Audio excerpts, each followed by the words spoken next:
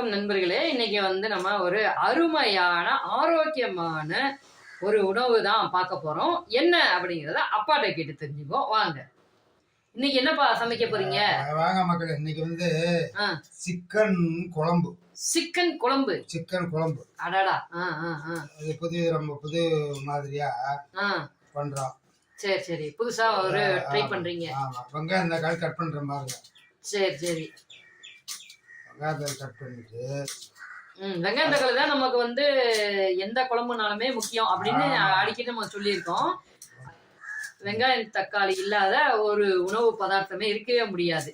அதுவும் தமிழ்நாடு சமையல் அப்படின்னா நமக்கு முக்கியமானது அந்த வெங்காயம் தக்காளி இதெல்லாம் தான். மக்களே, இதில் என்னென்ன சேர்க்கறதுங்கிறது இந்த சொல்ற பாருங்க. மிளகு கொஞ்சம் போட்டேன். மிளகு. ஆமா, காரத்துக்கு மிளகு. ஆமா. சீரகம் கொஞ்சம் போட்டேன் பாருங்க. சீரகம் நம்ம வயிற்ற சீரா வைக்கிறதுக்கான சீரகம். ஆமா. அதே சோம்பு கொஞ்சம். சோம்பு போட்டேன் பாருங்க, மணமா இருக்கிறதுக்கு சோம்பு. அடுத்தாப்புல மஞ்சத்தூள், கிருமி நாசினி. மஞ்சத்தூள். இது ஒரு ஆன்டிபயாட்டிக் மக்களே. மஞ்சத்தூளுங்கிறது அதை கொஞ்ச அளவு தான் சேர்த்துக்குவோம், இருந்தாலும் அது ஒரு நல்ல ஆன்டிபயாட்டிக் நமக்கு. அதோட பாருங்க, மல்லித்தலை. மல்லித்தலை, கருவேப்பில்லை. கருவேப்பில்லை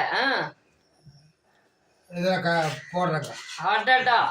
போட்டு நேட்டிடலாம். மனமா இருக்கும். நம்மளுக்கு வயிற்றுக்கு எந்த ட்ரபிளும் வராது. வயிற்றுக்கு பிரச்சனை வராம இருக்கிறதுக்காக நம்ம இதெல்லாம் கலந்தடிச்சு செய்ய போறோம். ஆமா, இத பாருங்க, இதாங்க சிக்கன். சிக்கனை கழுவி சுத்தம் பண்ணி வச்சிருக்காங்க. நல்லா அரிஞ்சு சுத்தமா கழுவி வச்சிருக்கிறோம்.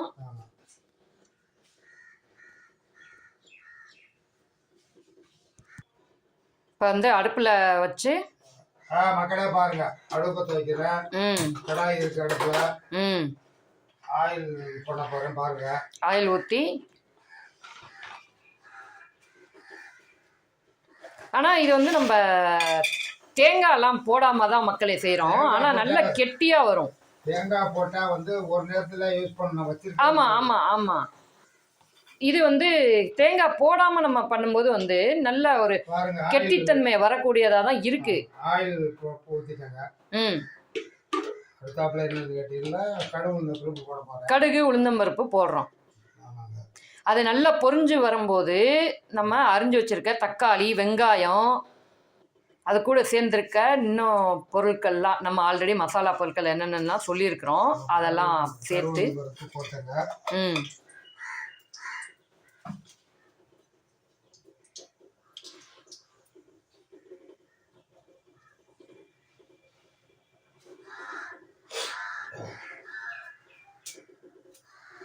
கடவுள் நம்பருப்பு போட்டு நல்லா பொரிஞ்சு வந்துகிட்டு இருக்க நிலையில நல்லா பொரிஞ்சு வருது. சவுண்டு நல்லா கேக்குது. வெங்காயம் தக்காளி அதுல நம்ம ஆட் பண்றோம்.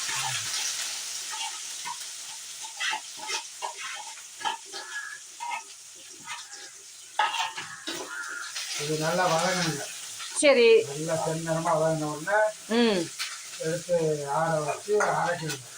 ஓ அரைச்சு வைக்க போறீங்களோ கோழி குழம்பு?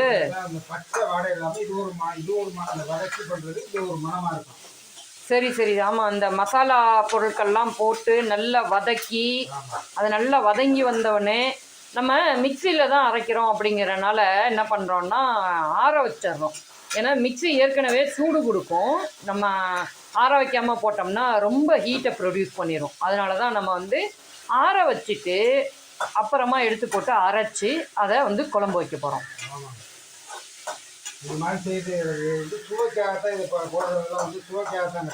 ஆமாம் ஆமாம். ஏன்னா நமக்கு சுவையாகவும் இருக்கணும். வீட்டு பக்குவத்தில் நம்ம செய்யும்போது நம்மளுடைய வயிற்றுக்கு எந்த ஒரு பிரச்சனையும் இல்லாமல் நல்லா இருக்கும். ஒரு ஞாயிற்றுக்கிழமை நேரத்தில் இந்த மாதிரி ஒரு கோழி குழம்பு மத்தியானமாக வச்சு சாப்பிட்டோம்னு வச்சுக்கோங்களேன், அப்படி மனமாக சுவையாக வயிற்றுக்கு எந்த கெடுதலும் இல்லாமல் அப்படி கெத்தாக இருக்கும் மக்களே. இது வந்து வியாபார நோக்கில் செய்யறது இல்லைங்க. இது ஆமா, நம்ம வீட்டுக்கு தானே செய்றோம், அதனால வந்து நல்லதா இருக்கும். இதனால இதுல வந்து கெமிக்கல் கலந்த பவுடர் எதுவும் போடுறது இல்லைங்க. கெமிக்கலே கிடையாது. ஆமாங்க. நம்ம chemical வெறுமனே இல்லாம வந்து இது சேர்க்கறதுனால நம்மளுக்கு உடம்பு ஹெல்த்தி நல்லது. வயிறு உப்புத்தான் எதுவும் வராதுங்க. ம் ம் ம் ஆமா. அதாவது 2 பீஸ் சாப்பிட்றத 4 பீஸ் சாப்பிடலாங்க. ஆமா ஆமா, கண்டிப்பா. நான்லாம் நிறைய சாப்பிடுவேன். இந்த மாதிரி நிறைய அப்பா செஞ்சு செஞ்சு தருவாருங்க. நான் நிறைய சாப்பிட்டு ரொம்ப டேஸ்டா இருக்கும். சரி, நம்ம மட்டும் சாப்பிட்டு நம்ம மட்டும் வந்து அந்த டேஸ்ட்டை ரசித்து ஆரோக்கியமாக இருக்கிறத விட நம்ம மக்களுக்கும் காமிச்சோம்னா அவங்களும் செஞ்சு பார்த்து நல்ல ஆரோக்கியமான உணவு ஈஸியாக வந்து வீட்டிலே செஞ்சு சாப்பிட்லாம் அப்படிங்கிற அந்த ஒரு நல்ல நலனுக்காக தான் வந்து நம்ம பண்ணுறோங்க. எல்லாரும் பாருங்க, இது மாதிரி செய்து சாப்பிடுங்க. எங்களுக்கு வந்து எங்க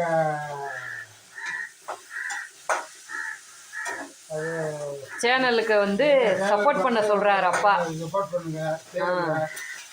உங்க ஆதரவு கொடுங்க. உங்களுக்கு என்னவோ அதை வந்து தெரியப்படுத்துங்க. ஆமாம், கமெண்ட்டில் சொன்னீங்கன்னா நாங்கள் வந்து அதையும் சமைச்சு உங்களுக்கு காட்டுறோம். ஆனால் எந்த ஒரு கெமிக்கலும் இல்லாத அந்த மாதிரி ஒரு ஃபுட்டு நீங்கள் சொன்னீங்கன்னா நாங்கள் சமைச்சு காட்டுவோம். கெமிக்கல் கலந்து காட்டணும் அப்படின்னா கண்டிப்பாக அது நமக்கு வாய்ப்பே இல்லைங்க. ஏன்னா வீட்டு சமையல் எப்போவுமே ஆரோக்கியமானதாக தான் இருக்கணும். வதங்கிடுச்சுங்க. வதங்கி எடுத்து வந்து நம்ம வந்து நல்ல ஃபேன் காற்றுல வச்சோம்னா டக்குன்னு ஆறிடும். ஆறுனதுக்கு அப்புறமா நம்ம வந்து அதை அரைக்க வேண்டியதாங்க மக்களே. இப்போ அப்பா ஆற வச்சு அந்த வதக்குனதை கொண்டுட்டு வந்திருக்காங்க. அதை வந்து நம்ம அரைக்க போகிறோம். இங்கே பாருங்க மக்களே, வதக்காச்சு. இது வந்து இப்போ இந்த அரைக்கிறதுக்கு இந்த ஆற வச்சு எடுத்துகிட்டு வந்தாச்சு. ஆமாம், இந்த அரைக்கிறதுக்கு இந்த போட பாருங்க, மிக்ஸி தான் அரைக்கிறோம்.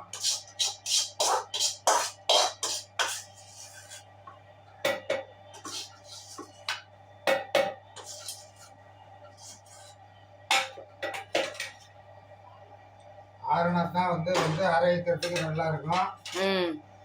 சுவையாக இருக்கும். சூட்டோட அரைச்சோம்னா அது சுவையாக கொடுக்காது.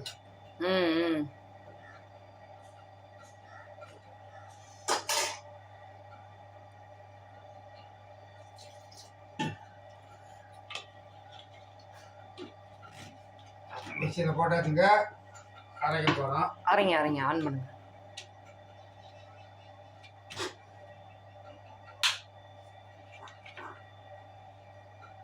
பாருங்க மக்களே,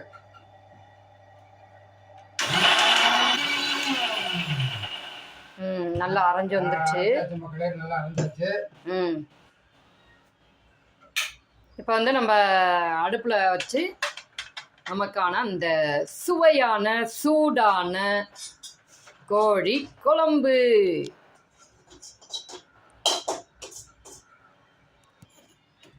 இப்போ அடுப்பில் வச்சாச்சு.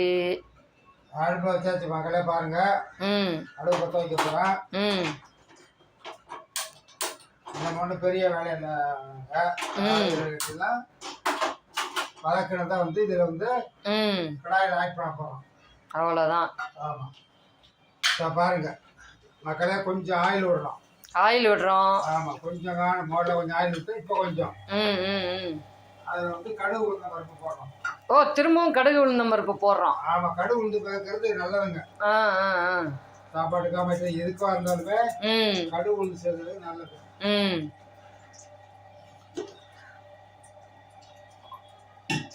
இதை வந்து அப்படியே அதில் வந்து ஆட் பண்ண வேண்டியதாங்க. இது எவ்வளோ நேரம் ஆகும் வெந்து வர்றதுக்கு? அது ஒரு 1/2 hour ஆகுங்க, 10-20 நிமிஷம் கூட ஆகுங்க.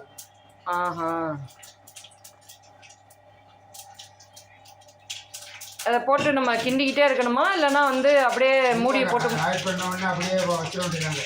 ஓ, இதெல்லாம் போட்டு அப்படியே மூடி போட்டு வச்சிட வேண்டியதான். நல்லா கொதிக்குதுங்க. இந்த அரைச்சதை ஆட் பண்ணுறோம். இப்போ உடனே நம்ம வந்து சிக்கனை போட்டுருவோமா, இல்லை கொஞ்சம் லேட் பண்ணுவோமா? இதில் இன்னும் போட வேண்டிய பொருட்கள் இருக்குங்க, சொல்கிறோம். ஓ, இன்னும் போடணும் பொருட்கள்லாம்.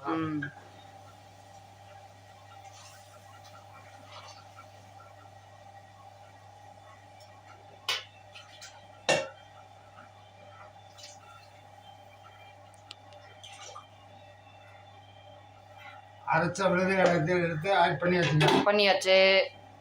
இப்போ அடுத்தாப்புல என்ன அதில் போடுறோம்னா, இப்போ தாங்க ரொம்ப கவனிப்பாகவும் நல்லா பார்க்கணும். நீங்கள் மிளகு தூள் போடுறோம் பாருங்க, அதாவது பெப்பர் முதல்ல முழுசாக போட்டால் இப்போ பெப்பர் பவுடர் கொஞ்சம் போடுற பாருங்க.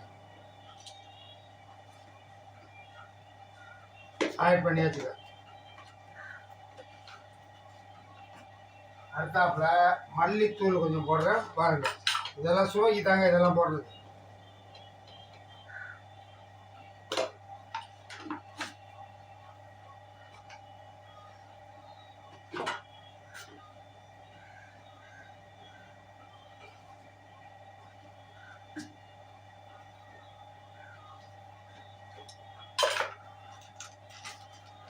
அடுத்தாப்புல பாருங்க இந்த வறுக்கிற பவுடருங்க. இது வந்து எப்படின்னு கேட்டீங்கன்னா சுவைக்காக வறுக்கிற பவுடரும் அதில் கொஞ்சம் ஆட் பண்ணுறீங்களோ? கொஞ்சம் கலராக இருக்கும்.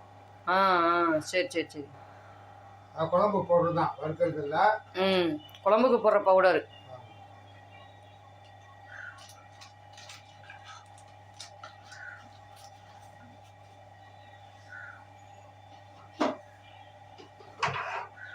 அடுத்தாப்புல நம்ம தேவைக்கேற்ப மிளகா தூளுங்க.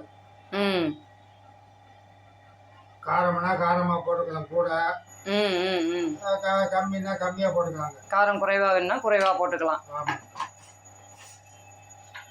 அடுத்து உப்பு போடுறோமா? சால்ட்டு கொஞ்சம் அரை சால்ட்டு போடணுங்க. ஏன்னா இப்போ போட்டிருக்கேன், பொருளெல்லாம் கொஞ்சம் இருக்குங்க. இருந்தாலும் ஒரு 1/2 கப்பு போடணும். போட்டேன்.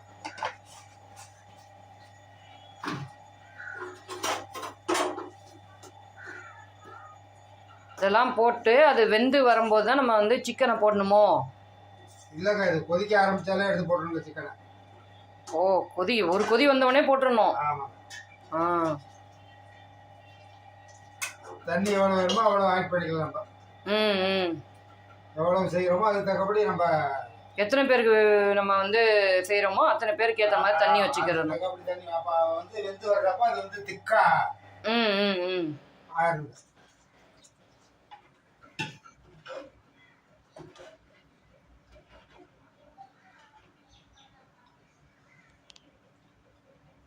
கொதி வந்துருச்சா?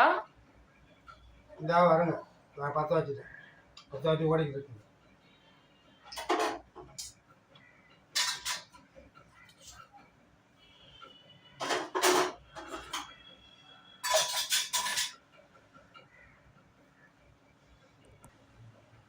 இப்போ என்னப்பா போடுறீங்க? பாருங்க சிக்கன் போடுற பாருங்க. கொதி வந்துருச்சுங்க. முக்கியமானது பாருங்க சிக்கன் பாருங்க. முக்கியமான ஐட்டம். ஆமாம்.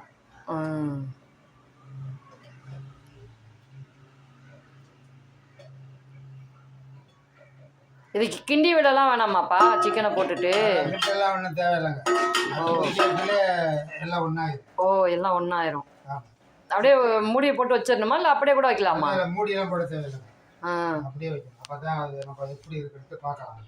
சரி. வெந்து வர்றத நம்ம பார்த்துக்கிட்டே இருக்கிறதுக்காக மூடி போட்டால் கொஞ்சம் நேரத்தில் இதாகிருங்க. கொதி வந்துருச்சுங்க. கோழி குழம்பு ரெடிங்க. வேக வேண்டியதுதான். வெந்தாச்சுன்னா எடுத்து வச்சு தட்டில் போட்டு சாப்பிட்டு முடிச்சிட வேண்டியதுதான். இப்போ குழம்பு வந்து கொதிச்சு வந்துக்கிட்டு இருக்குங்க. இதெல்லாம் நம்ம பார்த்துக்கிட்டு இருக்கோம். அடுத்து அப்பா இதுக்கு தொட்டுக்கிறதுக்கு நமக்கு ஏதோ செய்கிறாராம் முட்டையை வச்சு. அதுக்கு வந்து என்னென்ன வேணும் அப்படின்னு அப்பா சொல்லுவாங்க. இந்த கொதி வந்துட்டு நம்ம இதை இறக்கி வச்சதுக்கப்புறமா அந்த ஏற்பாடு தயாராகும்.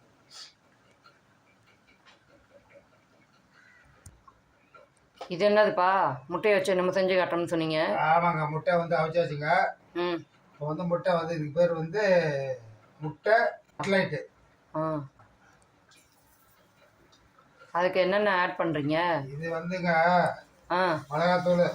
மிளகாத்தூள், மல்லித்தூள், பெப்பர் தூள் எல்லாம் கலந்து எல்லாம் கலந்து, அதாவது மக்களே இந்த முட்டையை வந்து வேக வச்சு எடுத்துக்கிறோம். வேக வச்சு எடுத்துக்கிட்டு என்ன பண்ணுறோன்னா அதை உரிச்சிட்டு கரெக்டாக வந்து அளவாக கட் பண்ணிவிட்டு அப்பா சொன்ன அந்த பொடியெல்லாம் கலந்து எடுத்து அப்படியே நம்ம என்ன பண்ணோம், கல்லில் போட்டு அப்படி ஒரு பெரட்டு இப்படி ஒரு பெரட்டு, வடிவேல் சார் சொல்கிற மாதிரி பெரட்டி எடுத்தோம்னா முட்டை கட்லெட்டு நமக்கு சூப்பராக வந்துடும்.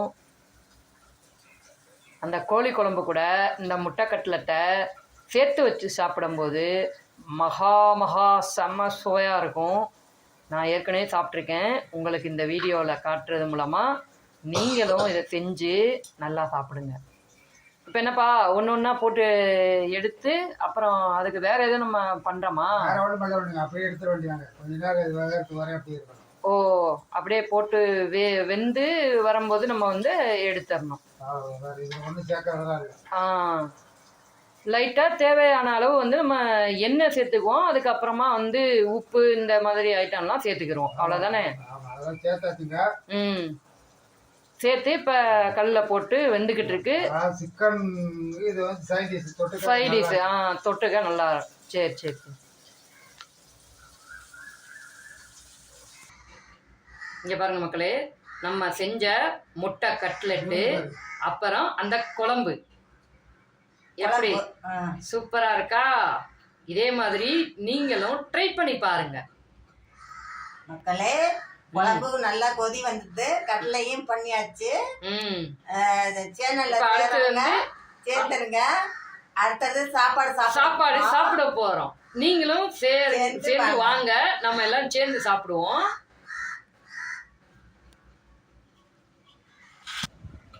சாப்பிட உட்காந்தாச்சு மக்களே. அம்மா அப்பா சாப்பிட்டுக்கிட்டு இருக்காங்க. எப்படி?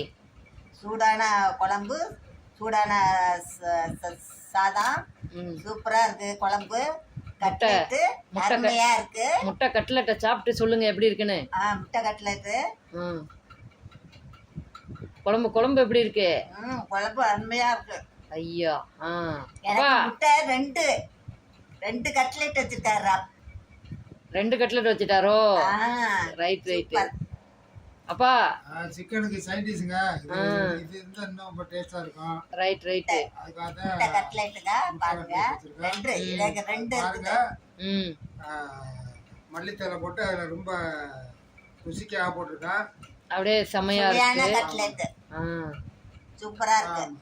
சரிங்க மக்களே, இதே மாதிரி நல்லா டேஸ்டா இருக்கு. ஆரோக்கியமான உணவு வந்து உங்கள் வீட்லேயும் நீங்கள் செஞ்சு குடும்பமாக உட்காந்து சாப்பிடுங்க. நம்ம செஞ்சுருக்கிறதுல உங்களுக்கு ஏதாவது கேள்வி கேட்கணும், இல்லைனா வேறு மாதிரி சமைச்சு காட்டணும் அப்படின்னு நீங்கள் நினச்சிங்கன்னா நம்ம சேனலில் கமெண்ட் பகுதியில் அதை சொல்லுங்கள். இந்த வீடியோவில் சொல்லுங்கள். அம்மா அப்பா உங்ககிட்ட பேசுவாங்க. இப்போ